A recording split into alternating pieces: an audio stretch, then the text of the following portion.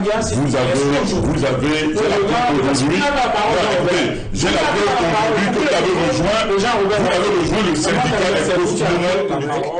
Est-ce que vous croyez que notre dialogue est nécessaire aujourd'hui pour régler la crise anglophone?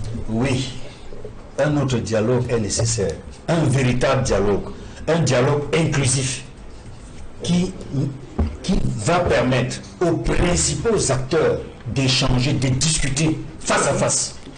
C'est-à-dire, quand je parle de principaux acteurs, c'est-à-dire l'État du Cameroun à travers ses représentants, qui seraient peut-être des personnalités choisies, je ne sais pas, au sein du gouvernement, ou en tout cas, ce sont ceux qui auront été désignés par le gouvernement. Et ensuite, il faudrait des protagonistes politiques, de la branche politique et des branches armées des différents groupes qui se réclament de l'Amazonie. Parce que si ces acteurs directs ne discutent pas avec leurs interlocuteurs du gouvernement, on n'aura jamais une véritable solution durable. Vous avez vu tout à l'heure le but recherché par le grand dialogue. Tout à l'heure, Rifo parlait d'une amorce, je ne sais de quoi. Paul Biya lui-même a dit que c'est pour trouver une solution durable à ce qui se passe dans le nord-ouest et le sud-ouest. Il parle d'amorce. Solution durable. On ne peut pas rechercher une solution durable à travers de la bricole, en cherchant simplement à colmater des brèches ou en cherchant des solutions de replâtrage. Parce que ce qu'on fait, ce sont des replâtrages. Parce qu'il y a des morts tous les jours. Les forces de défense et sécurité meurent tous les jours que Dieu a fait dans le nord et sud. Depuis 2017, les populations, les civils meurent. Vous dites inexact, il n'y a pas de mort tous les jours. Monsieur Rifoy, c'est faux. Je vous ai coupé la parole. C'est faux. Là, je suis obligé de dire que c'est faux. Je vous en prie. Ce n'est pas exact. Soyez civilisé, monsieur. Je le suis. Laissez-moi m'exprimer. C'est vous qui avez la parole. Dans ce cas, je vous laisse parler. Allez-y, Edmonton. Moi, je croyais que vous étiez quelqu'un de courtois. Non, c'est pas exact. Vous me coupez la parole. Je vous ai coupé la parole, monsieur Rifoy. Vous ne coupez pas la parole. Soyez poli, monsieur. Vous êtes quand même un enseignant d'université. Soyez poli, monsieur. Edmond, allons-y, s'il vous plaît. Qui est rentré dans le syndicat des cosmonautes. Écoutez, il faut le laisser. Ce n'est pas de gaieté de cœur que je parle de la guerre dans le nord et le sud-ouest. Quand j'en parle, quand j'évoque simplement ce sujet, je vois des enfants qui ne peuvent pas aller à l'école. Je vois des enfants qui ont été tués parce qu'ils allaient à l'école. Je vois des enfants qui ont été tués dans les salles de classe. Ça ne fait pas plaisir du tout. Ça fait mal. Je me mets dans la place d'un parent d'élève du nord-ouest ou du sud-ouest qui ne peut plus envoyer de manière régulière et normale ses enfants à l'école parce qu'ils risquent d'être tués sur le chemin de l'école. Plus d'actes de naissance. Récemment, il y a eu des opérations pour donner les actes de naissance aux déplacés internes. Ce sont des faits qui ont été diffusés dans tous les médias, privés et officiels, qui ont tout perdu dans la guerre. Et vous en parlez comme si... Monsieur Rifoy, vous en parlez comme si c'était un jeu. La situation n'est pas sous contrôle dans le nord-ouest et le sud-ouest. Ce qui est un jeu, c'est la caricature que vous en faites. Ce n'est pas la caricature. C'est la caricature. Nous avons des reportages sur le terrain. Vous parlez de ce que vous ne maîtrisez pas. Nous avons des reportages sur le terrain, monsieur. Ah bon, il vous faut nous avons des reportages sur le terrain. Moi, je vous y emmène si vous voulez. Je croyais que c'est moi qui avais la parole. Vous n'avez pas la parole. Permettez qu'il développe. Sinon, ça devient la cour de récréation. Les personnes nous suivent. Nous sommes quand même des responsables. Je suis le premier à voir. C'est parce que... Non, il est en surexcitation. S'il vous plaît. Ben, si vous voulez pas, on peut fermer et on part. Il y a des gens qui prennent la peine de regarder cette émission parce qu'ils savent que nous avons des invités qui sont sérieux. Donc, chacun prend la parole à son tour, s'il vous plaît. Vous terminez le plan Kamgé.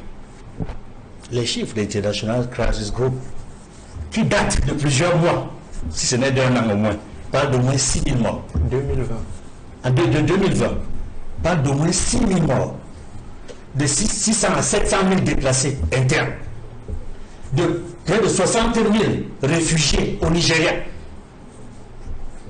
Ce n'est pas de gaieté de cœur que l'on peut donner des chiffres. 2020, ça dit, nous sommes en 2024, 4 ans après. Vous croyez que la situation s'est améliorée? D'après les informations que nous avons, les chiffres que je viens de donner ont augmenté. Tous ces chiffres ont augmenté. Il reste seulement à vérifier tous ces chiffres-là avant de les rendre publics. Mais tous ces chiffres ont augmenté.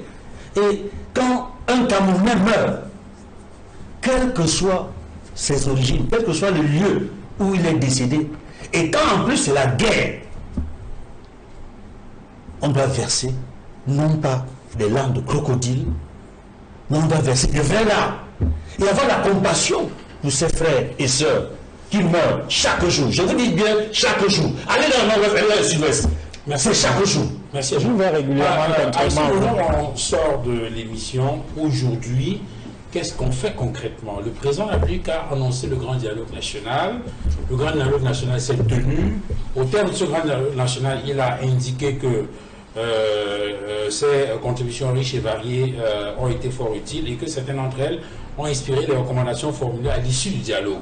Et entre autres mesures qui ont été prises, le statut spécial, la désignation des Public Independent Conciliators, il y a même un comité de suivi qui a été mis en place, n'est-ce pas, et qui avait pour mission justement de faire le follow-up de l'implémentation de ces recommandations du grand dialogue national, ce comité de suivi qui a été créé par décret du président de la République et qui a été placé sous l'autorité du Premier ministre chef du gouvernement. Je rappelle que c'est un décret du de mars 2020 avec des membres qu'on peut indiquer. Bon, on n'a pas le temps de revenir là-dessus. Est-ce que toutes ces mesures ont permis de ramener un temps soit peu la paix dans le nord-ouest et dans le sud-ouest, ou du moins de façon acceptable pour qu'on puisse envisager, imaginer que demain sera nettement meilleur? Duval, avant de répondre rapidement à votre question, je vais revenir sur deux choses qui ont été mentionnées par M. Rifoué. Lorsqu'il n'y a pas fraude électorale, on n'a pas peur du code électoral consensuel. Francis Ngannou ne refuserait pas un code électoral, un code de combat consensuel entre un poids insignifiant comme moi et lui quand même. Quel que soit le code, il va dire jouons et puis je vais te fouetter dans les rings. Donc, maintenant pour la répression, on a tué plus de 100 personnes. Dans votre logique, il faudra d'abord aussi tuer 100 personnes au Cameroun pour que finalement l'opposition gagne. Je crois que c'est assez cynique. Et lorsqu'on évalue une politique publique, on quitte d'un point A à un point B. Le point B, c'est l'objectif. Quel était l'objectif du grand dialogue national? C'était pour domestiquer la crise en zone anglophone. Aujourd'hui, la question est simple. Est-ce que ce point final a été atteint? Vous pouvez avoir des explications, des justifications et tout, mais toujours est-il que la réalité, elle est là, elle est implacable. L'objectif n'a pas encore été atteint. On peut aller sur des éléments un peu factuels en prenant à témoin, pas nous autres de la zone francophone, mais des anglophones qui vivent en zone francophone et qui vivent dans leur berceau territorial. Est-ce que les enlèvements continuent dans le Nozo? Monsieur Rifoué, oui. Est-ce que les tueries se poursuivent dans le Nozo? Oui. Est-ce que les villes mortes sont toujours observées dans le Nozo 5 ans après le grand dialogue? Oui. Est-ce que les lundis morts qui ont été institués, par exemple à Bamenda, qui est la capitale régionale du nord-ouest, est-ce que ces villes mortes sont observées? Oui.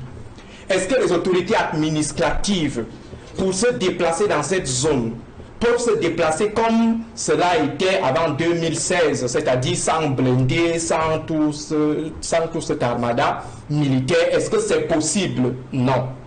Est-ce que les élites anglophones, originaires des zones anglophones, peuvent encore se donner le luxe d'aller passer les week-ends sans toutefois être escortés dans leur village en zone anglophone? C'est totalement non, monsieur Rifoué. Donc on n'invente absolument rien.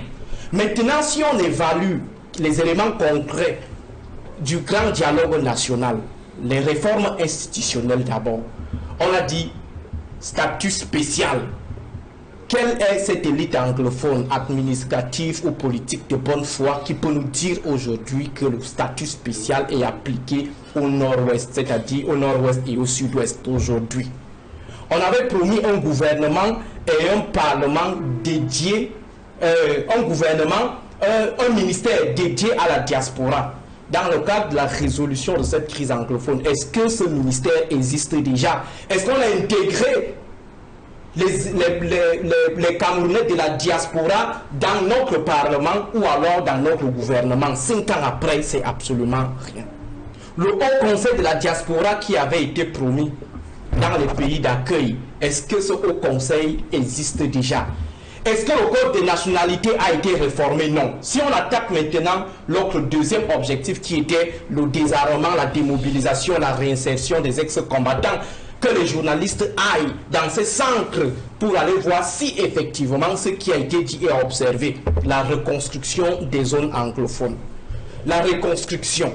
Si on continue d'avoir nos frères et sœurs anglophones qui tirent le diable par la queue en zone francophone, les filles, les jeunes filles sont ménagères et non pour seul salaire que l'habitation que leur offre leur patron, qui continue de faire la prostitution. Est-ce que nous sommes toujours dans la reconstruction? On avait prévu 154 milliards de francs CFA qui avaient été budgétisés pour 2 ans de reconstruction. Nous sommes à plus de 5 ans, on n'a que mobilisé 50 milliards sur les 154 milliards. Est-ce qu'on peut dire que beaucoup de choses ont été faites et beaucoup reste à faire? Moi, je crois, Duval, pour chuter, que le grand dialogue national a été bâclé dès le départ. Il s'est agi tout simplement d'un mini-congrès extraordinaire du RDPC et alliés où on a appelé des individus pour boire du vin au palais des congrès et après parler en vain.